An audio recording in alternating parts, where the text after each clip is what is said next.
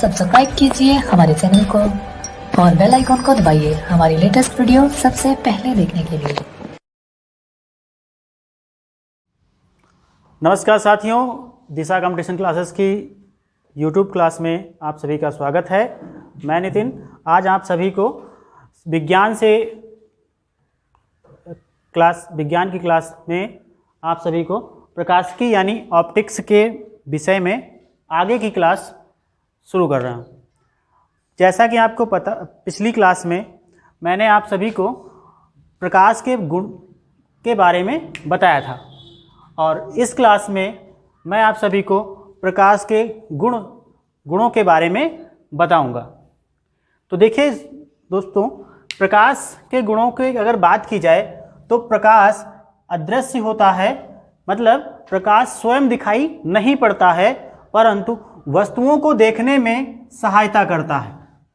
इसका अर्थ ये होता है कि प्रकाश अगर जहाँ पे नहीं होता है वहाँ पर हमें वस्तुएं दिखाई नहीं पड़ती हैं, जबकि प्रकाश का स्वयं का अदृश्य होता है।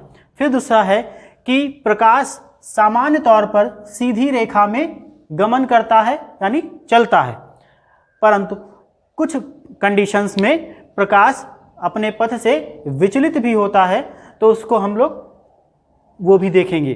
फिर है कि प्रकाश के संचरण में माध्यम की आवश्यकता नहीं होती है। इसका अर्थ ये होता है कि प्रकाश किसी भी माध्यम में या कोई माध्यम ना हो तब भी अपने मार्ग पर चल सकता है और यह जरूरी नहीं है कि उसके लिए किसी माध्यम का होना। ठीक है, तो आगे अगर बात की जाए प्रकाश के संचरण में कि प्रकाश जो है इसीलिए जो है निर्वात में भी चलता है, यानी अंतरिक्ष में जहाँ पर कोई माध्यम उपलब्ध नहीं है वहाँ पर भी वो चलता है। फिर प्रकाश की चाल जो होती है विभिन्न माध्यमों में अलग अलग होती है, भिन्न भिन्न होती है, मतलब अलग अलग होती है। जैसे प्रकाश की चाल निर्वात में 3×10⁸ मीटर प्रति सेकंड होती है। कांच में 2.25 ×10⁸ मीटर प्रति सेकंड होती है और जल में 2.00 ×10⁸ मीटर प्रति सेकंड होती है। तो यह है कि प्रकाश की चाल अलग अलग माध्यमों में अलग अलग होती है। फिर देखते हैं कि प्रकाश चमकदार पृष्ठों यानी चिकने तलों से क्या होता है, प्रकाश परावर्तित हो जाता है, मतलब उसी माध्यम में वापस लौट जाता है। इसका अर्थ ये होता है कि प्रकाश का रिफ्लेक्शन होता है, यानी लाइट का रिफ्लेक्शन होता है। दूसरा होता है कि प्रकाश का अपवर्तन होता है। प्रकाश का अपवर्तन होता है मतलब प्रकाश जब एक माध्यम से दूसरे माध्यम में जाता है तो अपने मार्ग से विचलित हो जाता है, मतलब मार्ग से हट जाता है और इस घटना को हम प्रकाश का अपवर्तन कहते हैं। तो दोस्तों ये थे हमारे प्रकाश के गुण की प्रकाश अदृश्य होता है, प्रकाश सीधी रेखा में चलता है, प्रकाश के संचरण में माध्यम की आवश्यकता नहीं होती है और प्रकाश की चाल अलग अलग माध्यमों में अलग अलग होती है। प्रकाश का परावर्तित होता है और प्रकाश का अपवर्तन होता है। तो दोस्तों अब इन्हीं प्रकाश के गुणों के आधार पर हम एक प्रकाश का गुण पढ़ेंगे इस क्लास में, जो क्या है, प्रकाश परावर्तित होता है। तो दोस्तों प्रकाश का परावर्तन पढ़ेंगे हम लोग इस क्लास में कि प्रकाश का परावर्तन यानी रिफ्लेक्शन ऑफ लाइट क्या होता है। प्रकाश का परावर्तन यानी रिफ्लेक्शन ऑफ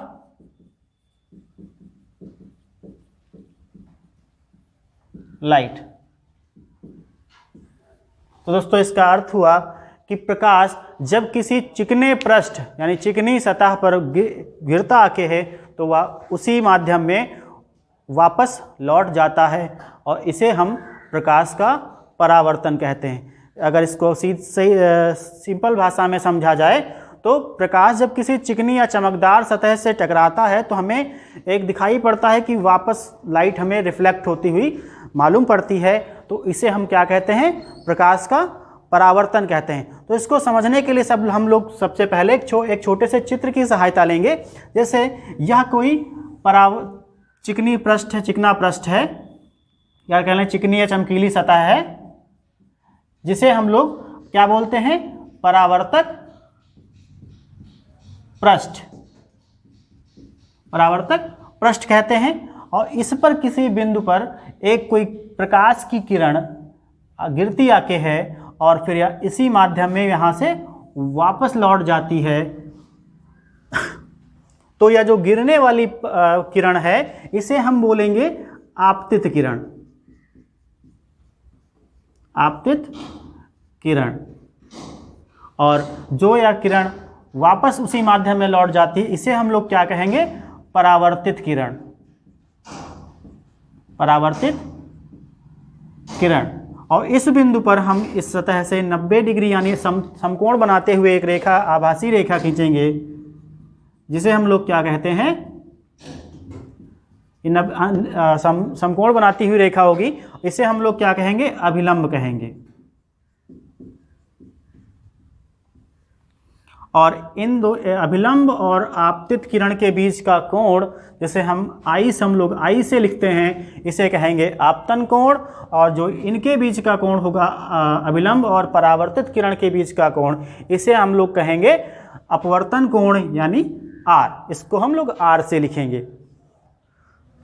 एक बार फिर से समझते हैं।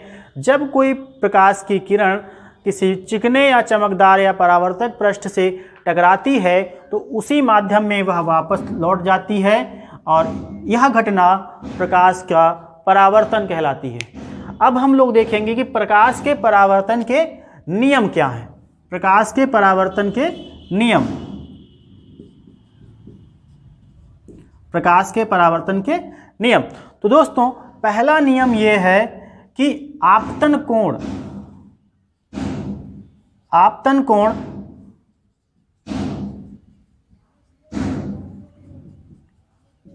आपतन कोण परावर्तन कोण के बराबर होता है। आपतन कोण परावर्तन कोण के बराबर होता है। दूसरा नियम है कि आपतित किरण, आपतित किरण अभिलंब और परावर्तित किरण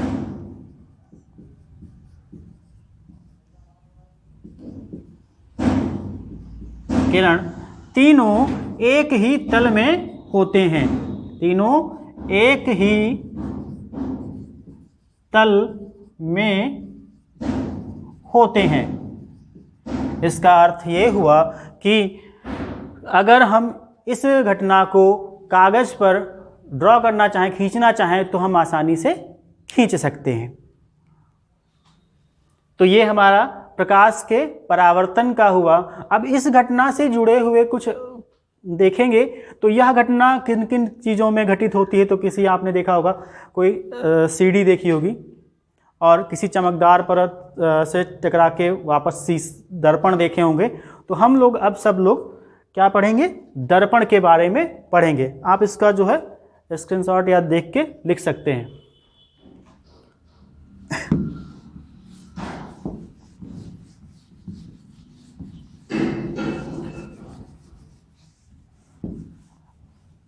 इसी में हम लोग अब पढ़ेंगे दर्पण। इसी में हम लोग पढ़ेंगे दर्पण।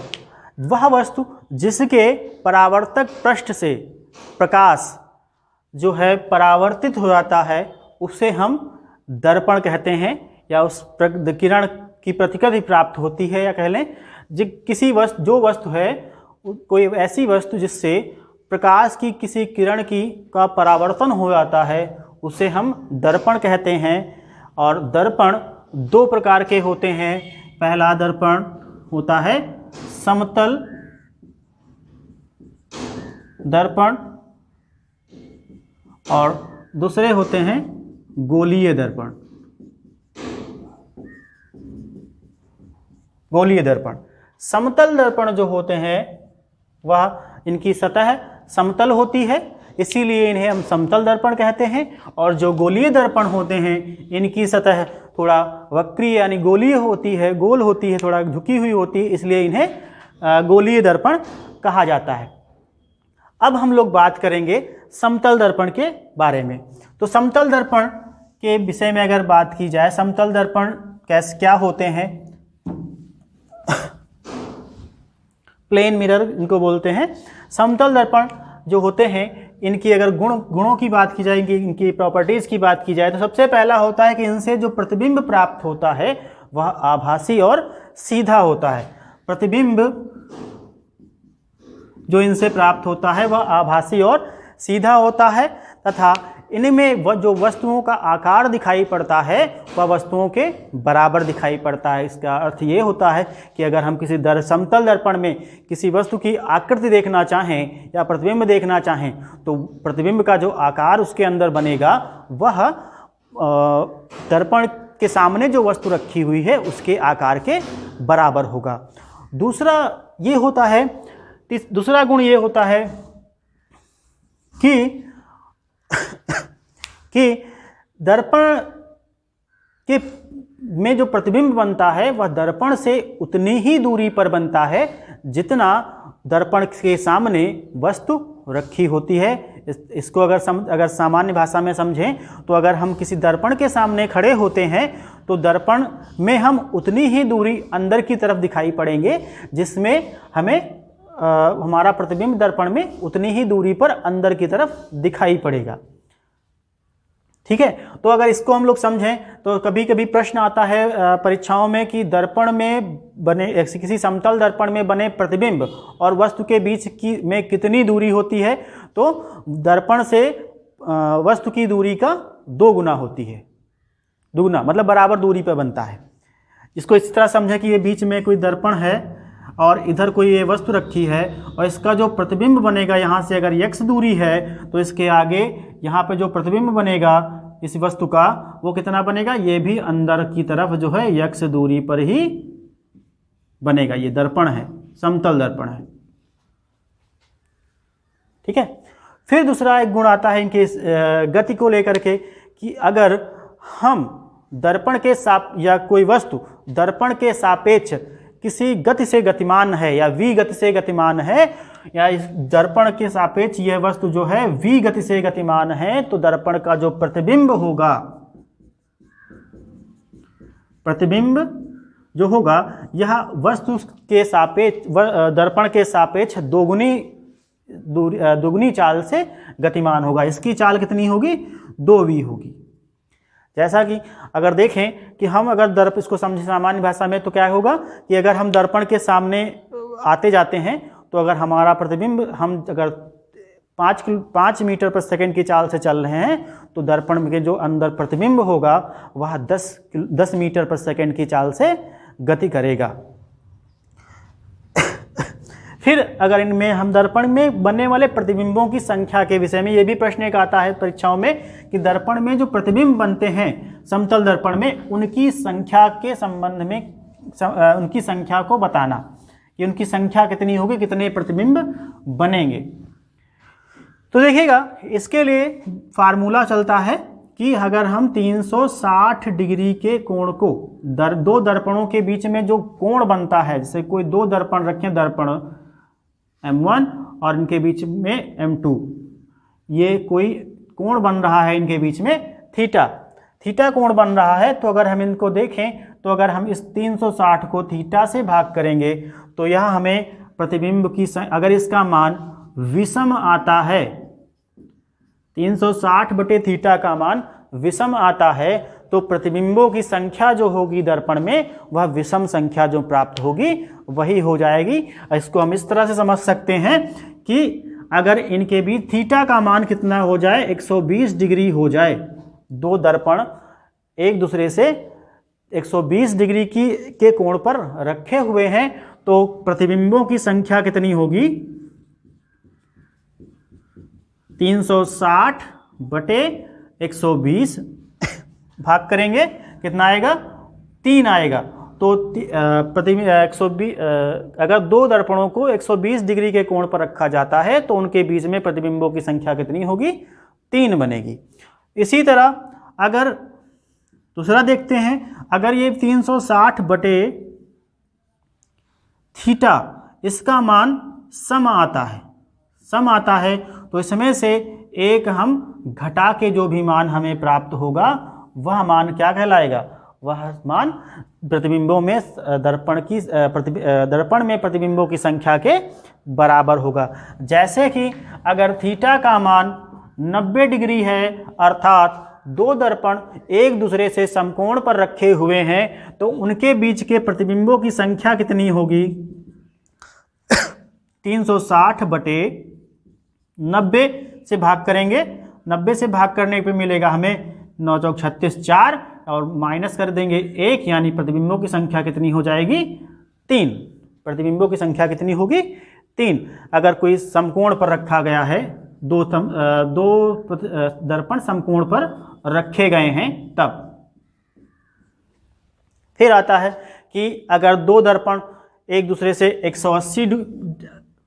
180 डिग्री के कोण पर रखे गए हैं, यानी एक दूसरे से सटा के रखे गए हैं। ऐसे ये दर्पण M1 है, ये M2 है और इनके आगे अगर कोई वस्तु रखी गई है तो इनके प्रतिबिंब कितने बनेंगे? तो यहाँ पर भी हम लोग देख लेते हैं 360 बटे 180 बराबर यानी 2 आएगा, यानी ये कैसी संख्या है? सम संख्या है। सम होने की वजह से इसमें से हम क्या करेंगे? एक माइनस करेंगे और माइनस करने के बाद जो हमें प्राप्त होगा 1, यही क्या हो जाएगा? 180 डिग्री के एंगल कोण पर रखे हुए दर्पणों के बीच में रखी वस्तु का प्रतिबिंब सिर्फ 1 बनेगा।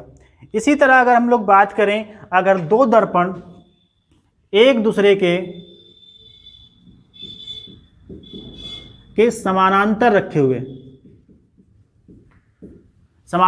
हुए यानी एक दूसरे के आमने सामने रखे हुए M1 M2 और इनके बीच में कोई वस्तु है तो वह वस्तु कि उसके प्रतिबिंब कितने बनेंगे? तो देखिएगा यहाँ पर थीटा बराबर कितना हो जाएगा? 0 डिग्री हो जाएगा। और जब हम प्रतिबिंबों की संख्या निकालेंगे 360 को थीटा यानी 0 डिग्री से भाग करेंगे तो इसका मान आएगा इन्फिनिटी यानी अनंत। तो इसका अर्थ ये हुआ कि अगर दो दर्पण एक दूसरे के आमने सामने रखे हुए हैं तो उनका कोण, उनके बीच में बने हुए प्रतिबिंबों की संख्या अनंत होगी। तो अभी आपने कहीं कहीं पे देखा होगा किन्हीं मंदिरों या किसी म्यूजियम में कि बीच में एक मूर्ति रखी हुई होती है और उसको अंदर झांक के देखने पर दोनों तरफ क्या होता है कि हमें मूर्तियों की एक श्रृंखला दिखाई पड़ती है कि बहुत सारी मूर्तियां अंदर रखी हुई हैं। तो ये हमारे समतल दर्पण के दो समतल दर्पणों के बीच में रख के वस्तुओं को रखने के बाद बनने वाले प्रतिबिंबों की संख्या के बारे में ये आपका प्रश्न आता है। फिर हम लोग बात करेंगे कि समतल दर्पण के उपयोग कहाँ कहाँ होता है। समतल दर्पण का उपयोग समतल दर्पण का उपयोग, तो जैसा कि हम लोग सब लोग जानते हैं कि हमारे अपने दैनिक जीवन में हम लोग समतल दर्पण का उपयोग करते हैं। चेहरा देखने के लिए घर पे होता है, मिरर होता है, वो क्या होता है? समतल दर्पण का उपयोग होता है कहाँ पर? दैनिक जीवन में। फिर इनका प्रयोग होता है बहुदर्शी यानी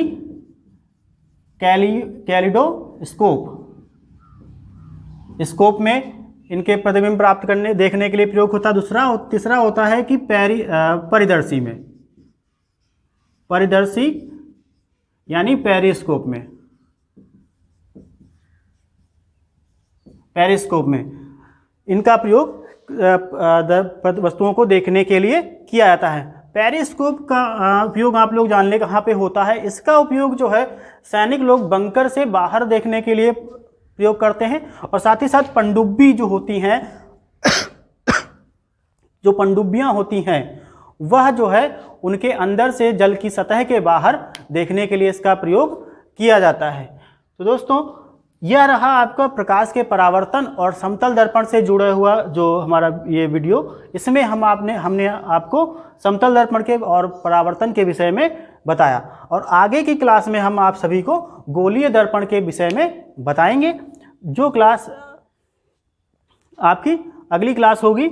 और दोस्तों, आपको हमारी क्लास कैसी लगी ये आप इसे ज़रूर देखें और देख के हमें कमेंट में ज़रूर बताएं। साथ ही साथ हमारे चैनल दिशा कंपटीशन क्लासेस को सब्सक्राइब करें, लाइक करें व अपने सभी जानने दोस्तों को जिन्हें जो कंपटीशन की तैयारी करते हैं उन्हें यह शेयर करें। धन्यवाद।